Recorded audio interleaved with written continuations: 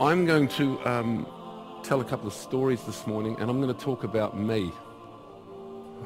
I know a really good preacher should really talk about Jesus, but I want to talk a little bit about me. And so today, I don't normally tell you at the start because I prefer to confuse you right through to the end.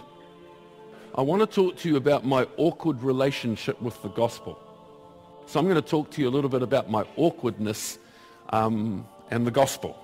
Not a prayer that you should pray, not about 4 steps that define whether you're a Christian or not.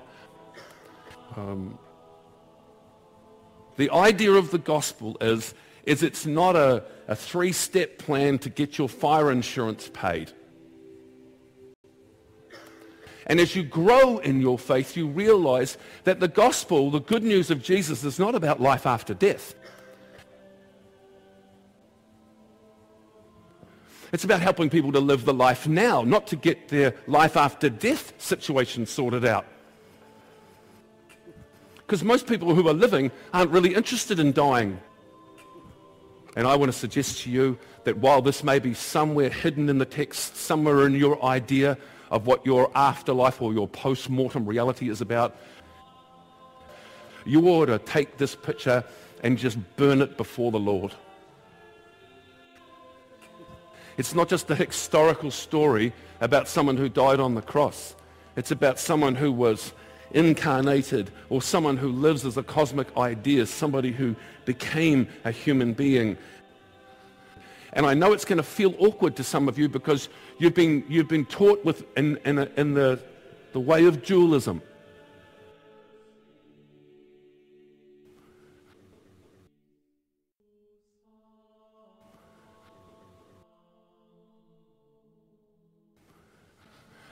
Some of us don't like the idea that the very best offering of Christ we have for people is us. You can't keep pointing to a book and keep telling them stories about someone who was perfect and had it all together.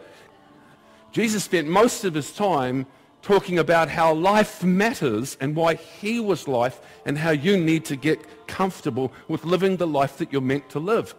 Very few people find themselves wandering into this beautiful gospel message through this reality in the West.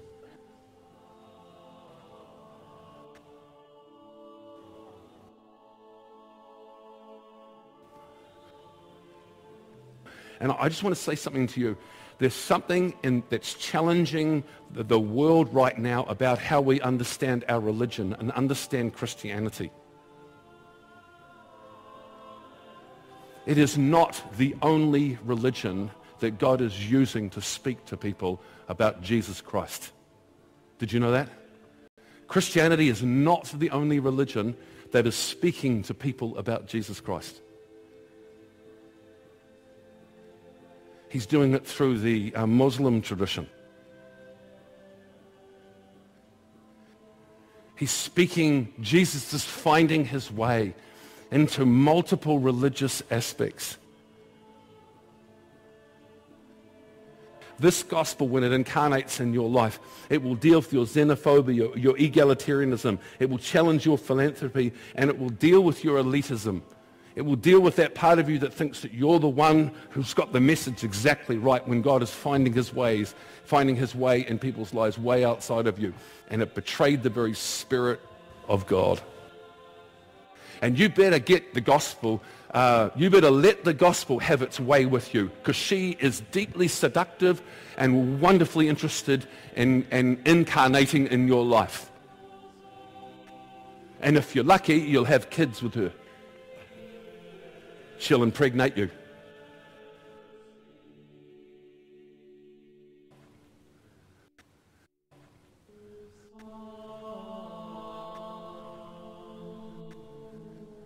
You know what I love about a recent prayer of the Lord's Prayer I heard prayed by the liturgists recently?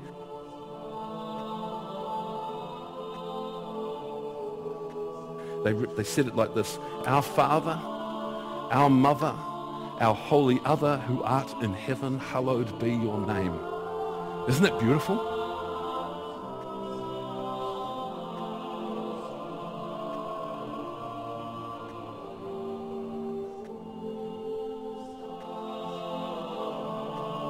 Our Father, our Mother, our Holy Other who art in heaven, hallowed be your name. Does it make you feel awkward? It should.